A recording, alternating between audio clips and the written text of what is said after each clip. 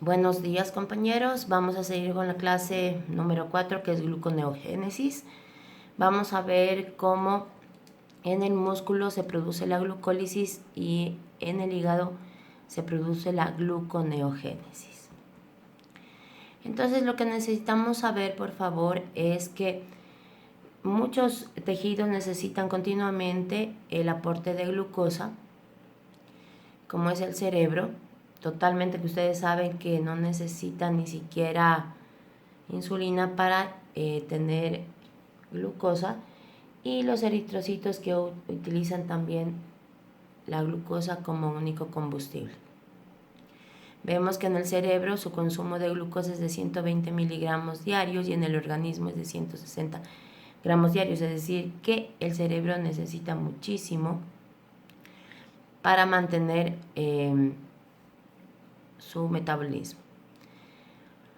Cuando las reservas de glucosa no son suficientes para la necesidad de un día, vamos a necesitar unas partes alternativas para obtener glucosa. ¿Y de dónde? Eso es de la gluconeogénesis. ¿Qué quiere decir gluconeogénesis? Vamos a hacer nueva glucosa, pero no a partir de hidratos de carbono, sino de otros precursores que no son hidratos de carbono. Esto quiere decir que son el lactato, el aminoácido, el glicerol. ¿No es cierto? Entonces el lactato viene cuando, ya habíamos visto, cuando el músculo esquelético activo se hace glucólisis y hace fosforilación oxidativa. El aminoácido es degradación de proteínas. Y el glicerol, como es hidrólisis de triglicéridos en células adiposas. Entonces la gluconeogénesis, vamos a ver de los precursores cómo va yendo, ¿no es cierto? Entonces, cuando hacemos síntesis de glucosa a partir del piruvato, como dice en la diapositiva, cualquier metabolito puede ser convertido en piruvato o en oxalacetato. Entonces, como leemos aquí, todos los precursores gluconeogénicos se convierten en piruvato o entran a la ruta del oxalacetato, o bien entran a la ruta convirtiéndose en oxalacetato o dihidroxiacetona, como vemos aquí. Vamos a ver cada uno de ellos. Entonces, el lactato como un precursor gluconeogénico. Ya habíamos visto, ¿no es cierto?, durante el ejercicio físico se contrae el músculo y volvemos a ver, ¿no? El piruvato, como les había indicado, se transforma en lactato por medio de lactato deshidrogenasa utilizando NADH. Obvio, es importante que sepan que es durante el ejercicio físico, ¿no es cierto? Luego el lactato puede convertirse en piruvato para volver a ser, como siempre les he dicho, es una vía de ida y regreso, puede transformarse en piruvato. Como el glicerol es un precursor del gluconeogénico, miren, aquí tenemos unos triglicéridos que por medio de la lipasa se desprende el ácido graso y se forma solo el glicerol. El glicerol por una glicerol-quinasa se forma en glicerol 3-fosfato, ¿no es cierto? Y este glicerol 3-fosfato por una glicerol 3-fosfato deshidrogenasa más NAD se hace dihidroxiacetona fosfato. Y obviamente la dihidroxiacetona fosfato, ¿a dónde va a hablar? Va a entrar a la vía de la glucólisis. Y como los aminoácidos también entran a la vía a tener que hacer glucólisis, pues miren, los aminoácidos son precursores de glucosa porque entran al ciclo del ácido cítrico. Aquí es el oxalacetato, tenemos el ciclo del ácido cítrico y aquí tenemos, por favor, y es importante, pregunta de examen, cómo cada uno de los aminoácidos entra a qué parte. Entonces, el piruvato, en la fase del piruvato entra la alanina teína, glicina, serina, triptófano. El alfa-zeta-glutarato entra arginina, glutamato, glutamina, histidina y prolina. Azulcínico A, isoleucina, metionina, treonina, valina. En la parte del fumarato, fenilalanina, tirosina y el oxalacetato, asparagina y aspartato. Así es como ustedes se dan cuenta que entran también los aminoácidos al ciclo del ácido cítrico. Entonces, como ustedes saben, para que se den cuenta, el ciclo del ácido cítrico, la glucólisis son importantes porque entran todas las moléculas para entrar a formar glucosa. Entonces vamos a ver que la localización tisular de esto, de la gluconeogénesis, se da 90% en el hígado y el 10% en el riñón. Obviamente en el cerebro músculo esquelético y en el músculo cardíaco no hay mucha gluconeogénesis, entonces quiere decir que la gluconeogénesis que se da en el hígado y en el riñón forman glucosa para poder proveer a estos tres elementos: cerebro, músculo esquelético y músculo cardíaco. Este hígado y riñón ayudan a mantener la glucosa, el nivel de glucosa en sangre para todos los órganos que les acabo de indicar. Entonces, vamos a ver la gluconeogénesis.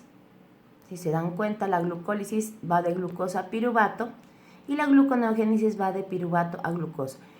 Bien importante, como siempre les he dicho, la gluconeogénesis no es el paso reverso, es decir, el regreso de la glucólisis. No es un proceso inverso de la glucólisis. Porque acuérdense que teníamos 3 puntos, 3 pivots que no se cambiaban, que eran irreversibles en la glucólisis, y aquí los tenemos, ¿no es cierto? De glucosa a glucosa isofosfato hexoquinasa, de fructosa 6-fosfato por la fosfofructoquinasa, fructosa 1,6-bifosfato, el fosfonil piruvato por piruvato quinasa piruvato. En la gluconeogénesis son sustituidas por nuevas reacciones que obviamente ya les había dicho. El resto de las reacciones siguen siendo iguales, mas no quiere decir que es el regreso o la fase inversa de la glucólisis, simplemente que vamos a volver a formar glucólisis.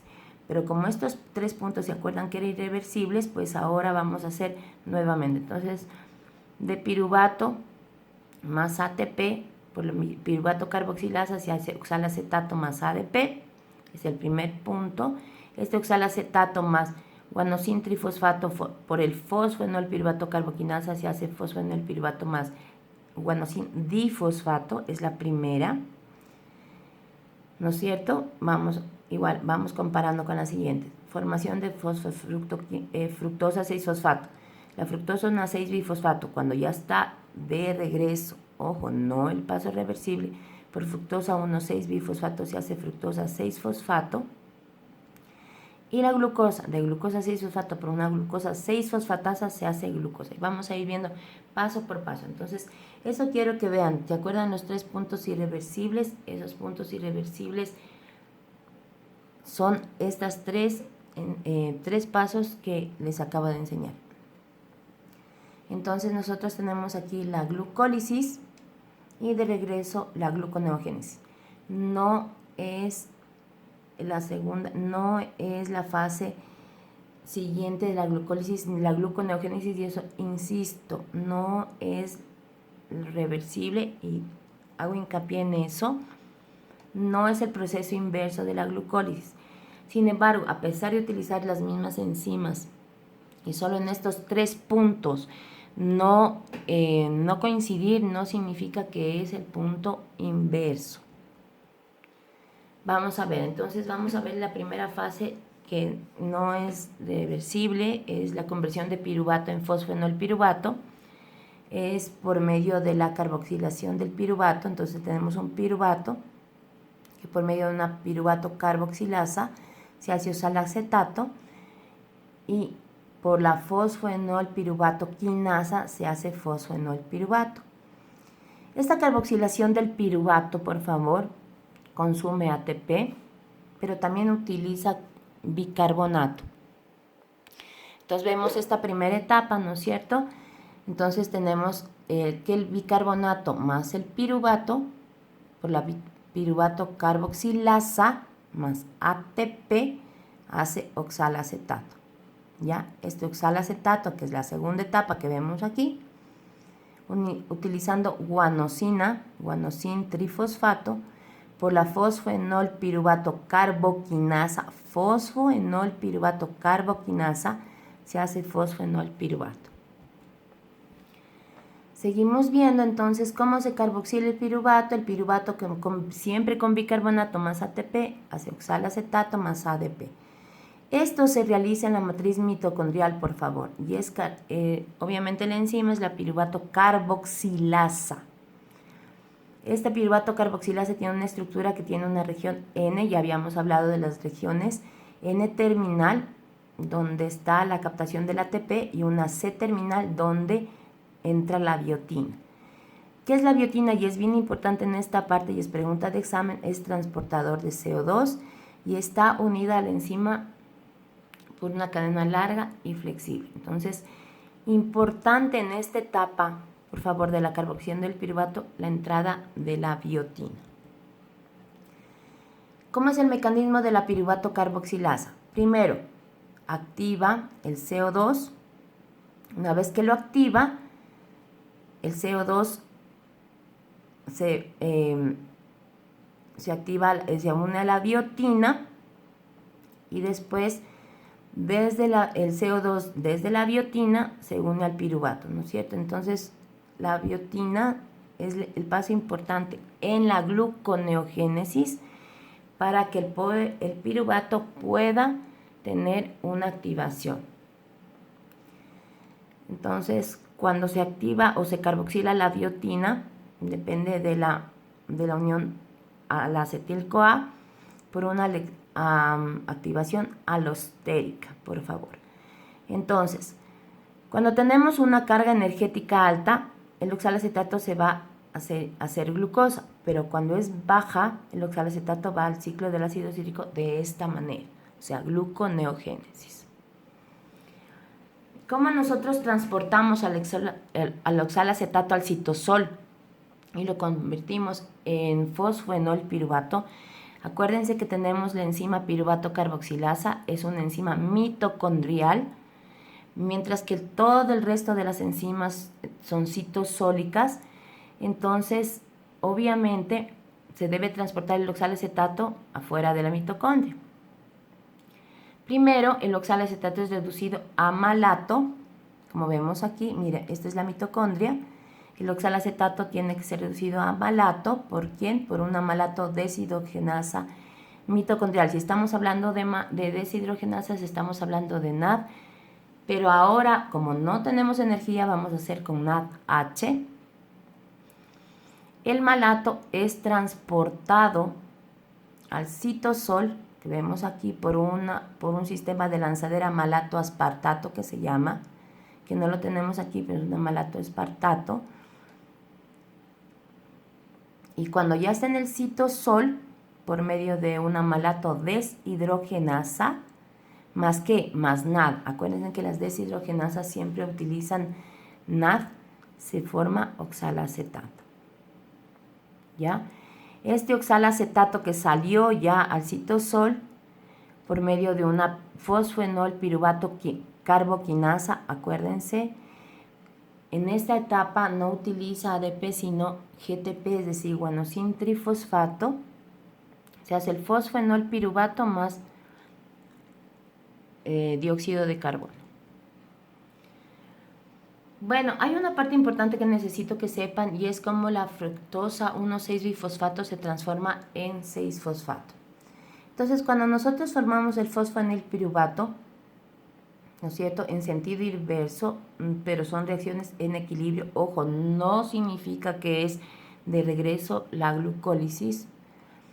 Es la hidrólisis de la fructosa 1,6-bifosfato en fructosa 6-fosfato. Entonces, tenemos la fructosa 1,6-bifosfato que por medio de una fructosa 1,6-bifosfatasa se hace fructosa 6-fosfato.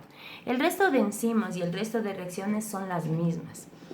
Por eso piensan que la gluconeogénesis es el paso inverso, pero no, porque tenemos estos pivots que son irreversibles. La fructosa 1,6-bifosfatasa es catalizada por magnesio, inhibido por el AMP cíclico y activado por ATP cíclico. Entonces, ¿cómo esto va a formarse en la fructosa 6-fosfato? Se va a formar en glucosa. Entonces, una vez que la fructosa 6-fosfato se convierte en glucosa 6-fosfato, ¿qué es en la fructosa y la glucosa 6-fosfato? Son epímeros, ¿no es cierto? Y entonces, en la mayoría de los tejidos, la glucosa 6-fosfato hace síntesis de glucógeno.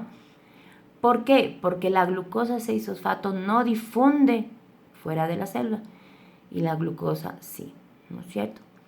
Entonces, el mantenimiento de la glucosa se hace por dos sistemas.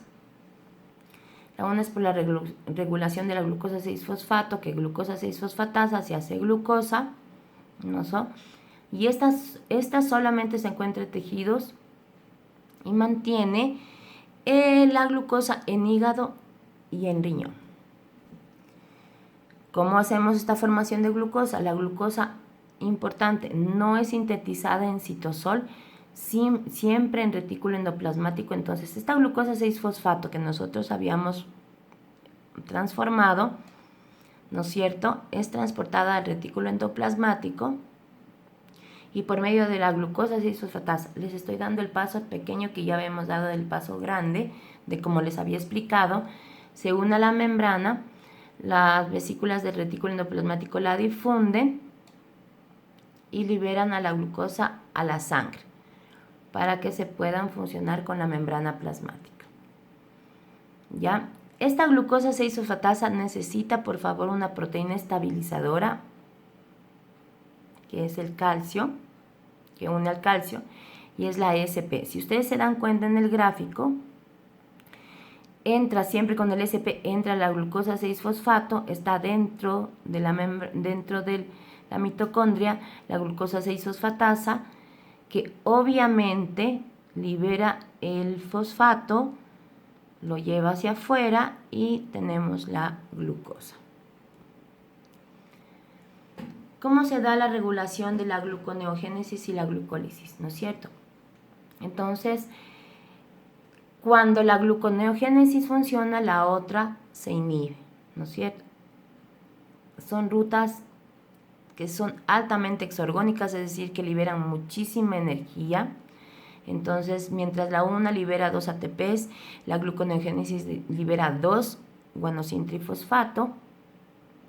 Y obviamente, la velocidad de la glucólisis está controlada por la glucosa, pero la gluconeogénesis es controlada por la concentración de lactato y otros precursores, y eso ya lo habíamos visto.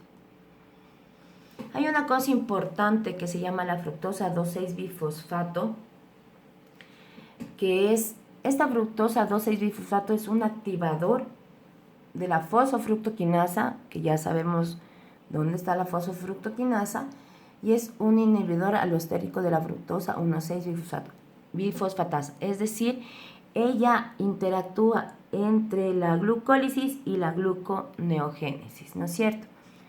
Y una cosa importante, una concentración alta de fructosa 2,6-bifosfato estimula la glucólisis, pero baja estimula la gluconeogénesis, es decir, que esta fructosa 2,6-bifosfato les ayuda a controlar a quién activa, si a la glucólisis o la gluconeogénesis, ¿no es cierto? Esta concentración de fructosa 2,6-bifosfato depende de su síntesis, que está catalizada por la fosfofructoquinasa 2. Ojo, fosfofructoquinasa 2, y la degradación por la fructosa fructosa bifosfatasa 2. Eso quiere decir que mientras la una le activa, la otra le inhibe. ¿Ya? ¿Cómo se da la regulación de la gluconeogénesis y glucólisis? Obviamente se da por ejemplo, nosotros tenemos la insulina, que es normalmente el carro que transporta la glucólisis. Entonces, esta insulina aumenta después de la ingesta de alimentos y estimula ¿de quién? la fosfofructoquinasa, la piruvatoquinasa y la enzima bifuncional fosfofructoquinasa bifosfatasa 2, ¿no es cierto? Para hacer activar o no a la fructosa 2 bifosfato. Cuando ya nosotros tenemos en ayuno, tenemos el glucagón y esta inhibe ¿a quién? A las que habíamos visto antes, ¿para quién? Para expresar a la fosfenolpiruvatoparvoquinasa, que es parte de la gluconeogénesis, y la fructosa 1,6 bifosfatasa, que también activa a la gluconeogénesis. Entonces, aquí tenemos algo importante que ya les había dicho, que el lactato siempre se forma cuando hay falta de oxígeno, y va a formar lactato. Del lactato se va a formar por medio de una lactato deshidrogenasa, el piruvato se va a formar lactato, ¿no es cierto? Ahora, ¿cómo se dan las relaciones intertisulares en la síntesis hepática de glucosa? Y vamos a hablar un poco del ciclo del Cori. El ciclo de Cori, cuando nosotros tenemos el lactato, se va a las células del hígado, donde nuevamente oxidado a piruvato, ¿no es cierto? Miren aquí, piruvato, y esto liberado al torrente. Eso se llama el ciclo de Cori. Cuando el lactato en el músculo, ¿no es cierto? La glucosa se hace piruvato y se hace lactato, este lactato va a entrar a la sangre, y en el hígado del lactato se va a hacer piruvato para hacer nuevamente glucosa, y esa glucosa poder utilizarla en la sangre, y eso se llama el ciclo de Cori. Aquí lo vemos nuevamente, esto se da en la gluconeogénesis, ¿no es cierto? Se da en la gluconeogénesis. Aquí tenemos la glucólisis en un músculo normalmente, ¿no es cierto?, de glucosa, piruvato a lactato, pero este lactato, ¿qué va a hacer? Obviamente va a entrar nuevamente a hacerse piruvato y glucosa, y eso forma parte de la gluconeogénesis. Es decir, el ciclo de Cori es transformar el lactato en glucosa. Tenemos otro ciclo, que es el ciclo de la glucosalanina. Este se da en músculo, entonces quiere ser transaminación del piruvato para producir alanina. ¿Por qué transaminación? Porque van a ser aminoácidos. Entonces, el piruvato, si ustedes ven en el hígado, se hace glucosa, piruvato y alanina. Esta alanina vuelve a entrar al hígado, esto es en el músculo, esto es en el hígado, vuelve a entrar al hígado para volver a traer glucosa. Vamos a hablar terminamos la gluconeogénesis y ahora vamos a hablar de la glucogenogénesis. ¿Qué significa glucogenogénesis? Es decir, que vamos a hacer nuevamente glucógeno. Ustedes saben que el glucógeno es la reserva energética de los animales, ¿no es cierto? Y está formada por cadenas ramificadas de glucosa. Entonces, ¿cómo se hace? Importante que sepamos que el glucógeno es la reserva de los animales, ¿no es cierto? Y siempre se va a unir por uniones 1,4. Es importante que sepan que las moléculas más importantes en la síntesis del glucógeno constituyen la UDP-glucosa o la UDP-GLC, que forman parte de este glucógeno. ¿Cómo lo hacen? Miren aquí.